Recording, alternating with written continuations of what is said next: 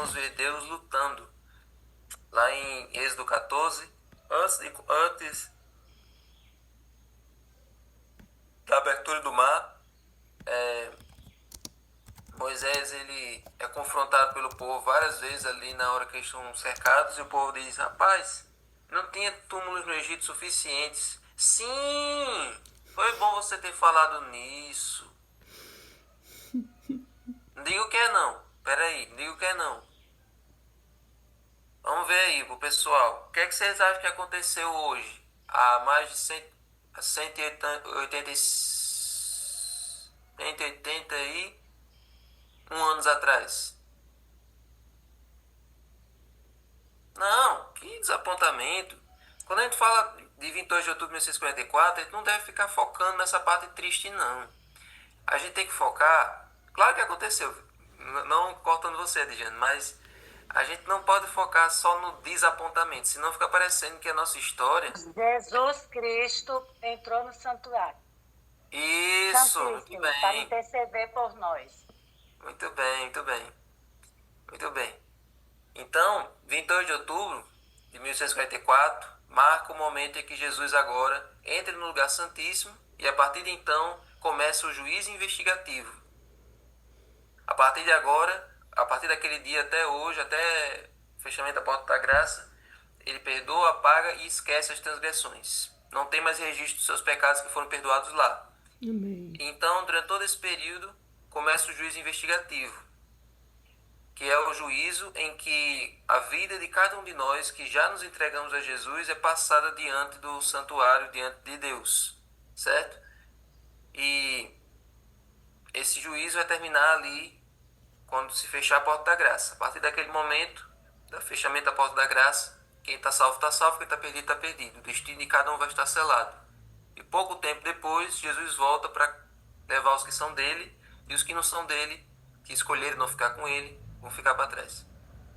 Enfim, essa história de 22 de outubro de 1944 é uma história que a maioria já conhece, mas tem alguns aqui que ainda não conhecem com muitos detalhes.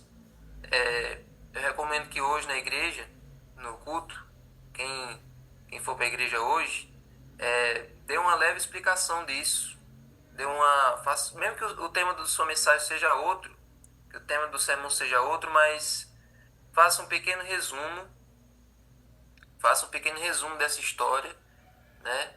Fale um pouco sobre Guilherme Miller, fale um pouco aí sobre o surgimento do movimento adventista, fale que, embora fosse um desapontamento, a data estava certa, o que estava errado era só o evento, e depois que a igreja se juntou após o desapontamento, se juntou para estudar mais, aí eles descobriram que na verdade o evento era esse, a saída de Jesus do Santo para o Santíssimo, e não a volta de Jesus como eles tinham pensado.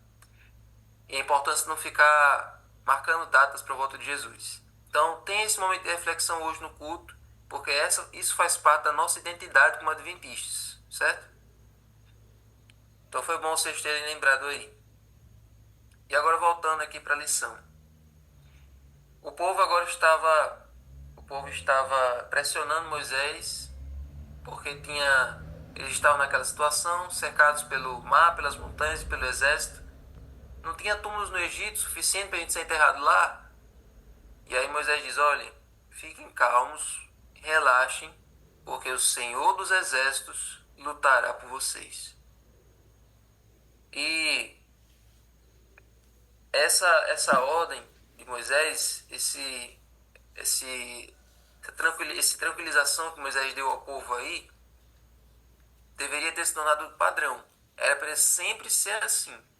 Sempre o povo deveria confiar, relaxar e que Deus iria resolver a situação.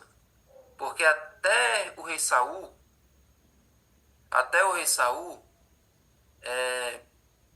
o governo de Deus era teocrático. Não existia monarca, não existia presidente, não existia imperador. Quem governava o povo de Israel era o próprio Deus diretamente. Podia ter os profetas, podia ter os juízes, podia ter quem quer que fosse. O líder do povo de Israel, quem conduzia, quem liderava, quem livrava o povo de Israel era o próprio Deus diretamente. Depois eles enjoaram de Deus. Não, esse negócio de Deus fazer as coisas por nós é muito paia. Olha os outros povos, cada um tem seu rei, tudo bonitinho, tem um palácio. Por que a gente não é como eles? Por que? Deixa a gente ser, deixa a gente ser. Aí Deus disse, vocês querem mesmo me trocar por um rei? Não é muito melhor vocês terem eu como seu próprio governante? Eu não sou justo? Eu não sou tão bom para vocês? Vocês querem um rei mesmo? Vocês querem um homem liderando vocês? Pois tá bom, pode pegar. Aí vem Saul, daquele jeito que vocês sabem. Tem Davi, daquele jeito que vocês sabem. Embora fosse um segundo o coração de Deus, ele errou muito. Teve Salomão, que introduziu a idolatria. E depois teve aquela série de reis lá que, né, não vamos comentar aqui. Mas era para ser desse jeito aqui. Era para ser Deus conduzindo e Deus livrando o povo de Israel sem o povo de Israel precisar lutar. Se Yahvé não lutasse por Israel, eles não teriam possibilidade de sucesso. Então, cada episódio ali do Êxodo, tudo foi conduzido por Deus. Você acha que o povo de Israel precisou fazer alguma coisa para as pragas acontecerem? Não. Eles só ficaram na deles, confiando em Deus, e Deus era quem ia destroçando o Egito com as 10 pragas. Então o povo de Israel não precisou fazer nada. Depois, para sair o povo do Egito, também o povo de Israel não precisou fazer nada. Só confiar, botar o sangue na porta, ser obediente e depois sair. Para abrir o mar vermelho, o povo precisou fazer o que de especial? Só marchar. Deus abriu o mar e depois afogou os egípcios todos lá. Então, cada episódio do Êxodo mostra que cada vitória do povo de Israel não precisou eles fazerem esforço. Não precisou.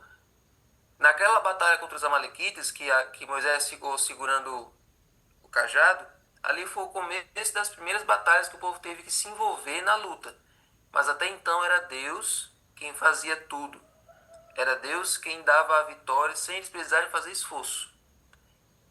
Então, gente, Deus não planejou que eles adquirissem a terra prometida por meio da guerra, mas pela submissão e obediência incondicional aos seus mandamentos. É o que Deus disse através de Ellen White. Então era Deus quem ia travar as batalhas. Era Deus quem iria lutar. Então imagine o quão bom é essa realidade. Você tem um Deus que luta por você, um Deus que se engaja na sua salvação, na sua proteção, na sua vida. Nós temos um Deus assim. Eu tenho orgulho de ter um Deus assim. Amém. Um Deus que cada problema meu, ele se empenha para me proteger, para me livrar de cada perigo. E para estar comigo no vale, como diz a música que nós escutamos no começo. Então, tudo que eu tenho que fazer é ficar calmo e testemunhar ele agindo. O problema é que a gente não fica calmo e quer agir, né? Era pra gente descansar, confiar que Deus vai fazer. Mas a gente quer não confiar. Eu não confio muito em Deus. Eu prefiro fazer do meu jeito que eu acho que é melhor. Vou fazer do meu jeito para ver se dá certo. Aí é que está o problema. Então, foi por causa da incredulidade do povo de Israel que eles tiveram que começar a lutar com as próprias mãos. Eles tiveram que participar na guerra. É isso que diz aqui na lição. Mas eles não precisaram levantar uma única espada contra os egípcios durante o êxodo. E da mesma forma, nunca teria sido necessário que eles lutassem para conquistar Canaã. Até porque Deus sabia das deficiências deles, Deus sabia das limitações deles. Eles não sabiam lutar. 400 anos como escravo, foi o que nós falamos aqui nos últimos dias. Como escravos, durante todos aqueles anos, eles não sabiam como é que eles poderiam agir. Né? E agora eu vi um detalhe para cada um de nós aqui no final. Se os filhos de Israel não tivessem murmurado contra o Senhor, ele não teria permitido que seus inimigos fizessem guerra com eles. O perigo da murmuração, né? A murmuração, às vezes, é pior do que uma ameaça externa. Brigas, dissensões, reclamações, críticas fazem mais mal para uma igreja do que perseguição externa, do que ataques externos de pessoas de fora.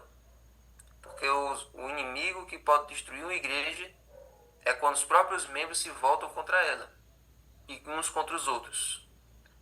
Então, Deus permitia que os inimigos viessem atacar o povo de Israel, porque se eles não estavam satisfeitos com a situação boa que Deus estava dando para eles, se eles estavam murmurando do pão, estavam murmurando da água, então eles que se virassem para lutar contra os inimigos, porque a proteção agora ia ser tirada.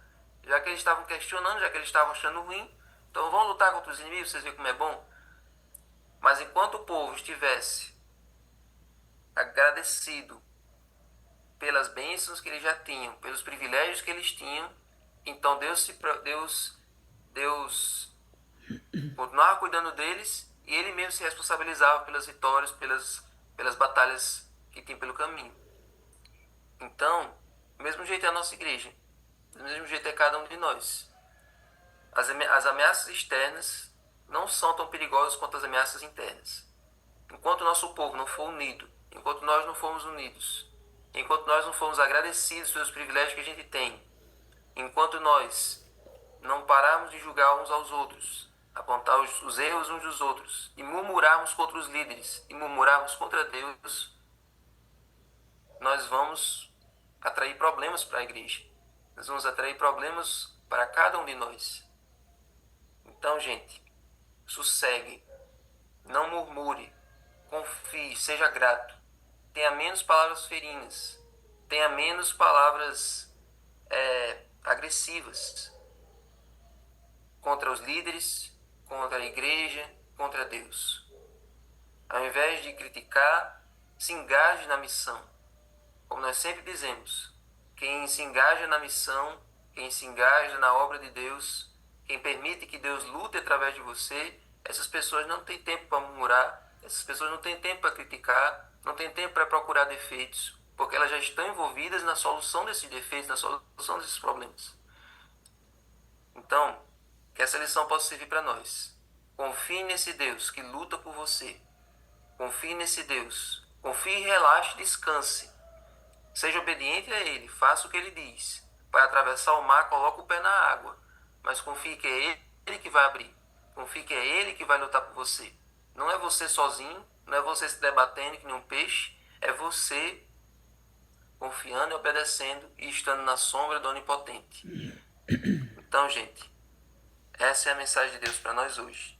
Alguém colocou aí Josué 10:14, né? Não houve dia semelhante a este, nem antes, nem depois dele, tendo o Senhor atendido à voz de um homem, porque o Senhor lutava por Israel. Amém. E os egípcios reconheciam que era Deus quem lutava. Na abertura do Mar Vermelho, o povo reconheceu. Vamos fugir da presença de Israel, porque o Senhor está lutando por eles contra os egípcios. Vocês lembram que quando Moisés chegou lá, no dia do cajado se transformando em serpente, o faraó disse assim: eu não conheço o Senhor, também não vou libertar os israelitas. Não conhecia que era Deus. Depois das pragas, Deus tornou conhecido e os próprios egípcios disseram: o Senhor está lutando por eles contra Deus. O mundo reconhece e o povo de Deus não. Os egípcios reconheceram que era Deus que estava lutando, mas o próprio povo não reconhecia que era Deus quem estava do lado deles. Que isso sirva de lição para nós. Senhor Deus, muito obrigado, Senhor, por essa lição de hoje. Muito obrigado, Senhor, por essa bênção que é ter o Senhor do nosso lado, por essa maravilha que é termos o Senhor do universo, o Deus onipotente, todo-poderoso, travando as nossas batalhas. Amém, Deus. Temos problemas no nosso dia a dia, temos dificuldades na família, temos dificuldades no trabalho, e o Senhor vai à frente, solucionando cada uma delas. Verdade. Nos ajuda, Senhor, a pegar na Tua mão, fazer o que o Senhor manda e descansar na Tua graça. Amém. Por favor, Senhor. Temos a certeza que o nosso maior inimigo já está vencido, Amém. que ele já não tem poder nenhum sobre nós, porque o Teu sangue nos libertou desse poder. Amém, E um dia Senhor. vai nos libertar da presença do pecado. É verdade. Então, Senhor, nos ajuda a confirmar nossa posição no lado vencedor desse conflito. Em nome de Jesus. Amém. Amém.